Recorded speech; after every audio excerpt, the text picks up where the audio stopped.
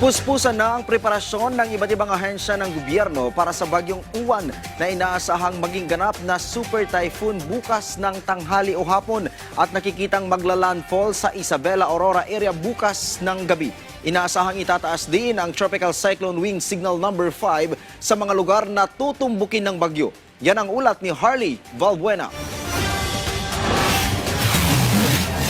Patuloy na lumalakas ang bagyong Uwan at posibleng itaas na ang Tropical Cyclone Wind Signal number 5 bukas sa mga lugar na tutumbukin ng bagyo. Ayon sa Pag-asa, bukas ng tanghali o hapon ay inaasahang magiging ganap ng super typhoon si Uwan. Ang bagyong Uwan ay is now a very intense and rapidly intensifying typhoon that poses a threat to our country. No? Patuloy itong lumalakas at mabilis at ito ay inasahan na magdudulot ng napakalakas na hangin, matinding pag-ulan na magdudulot ng malawakang pagbaha, landslide at storm surges, lalong-lalo na sa mga bababa at sa mga baybaying dagat. Sa tinataak nitong direksyon ngayon, nakikitang maglalandfall ang bagyo sa Isabela Aurora area bukas ng gabi. Bagamat Luzon ang tutumbukin nito, ibinabala ng Pag-asa na dahil sa lawak ng track ni Uwan, maaari nitong masakop ang buong bansa. Ibig sabihin ay pwedeng maramdaman ang epekto nito hanggang Mindanao.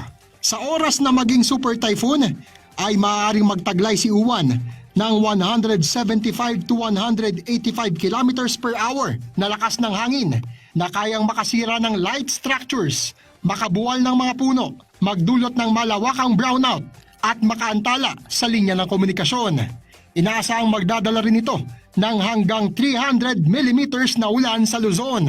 Ibinabala rin ng Pag-asa ang hanggang 3 metrong taas na storm surge o daluyong sa coastal areas ng Luzon at Visayas. Kaya naman ang Office of Civil Defense, pinayuhan ng mga lokal na pamahalaan na bilisan na ang paglilikas sa mga residenteng nakatira sa high-risk at coastal areas. Ang appeal po namin, sana bago maghapon bukas or tanghali, dapat tapos na po ito. Kasi again, ang expected na maramdaman ito will, lalo na sa Northern Luzon ay Central Luzon, umpisa bukas ng tanghali, nandyan na po yung ulan, nandyan na po yung hangin. So hindi po pwedeng habang nandyan na yun at lumalakas na yung hangin, doon tayo mag-conduct ng preemptive. Ayon sa OCD, tinatayang nasa 61.6 milyon ng populasyon ang exposed o maapektuhan ng super typhoon. Ito ay mula sa 53 probinsya at buong Metro Manila. Bukod dito, pinag-aandaan na rin ng OCD ang mga power blackout o pagkawala ng supply ng kuryente sa mga masasalantang lugar.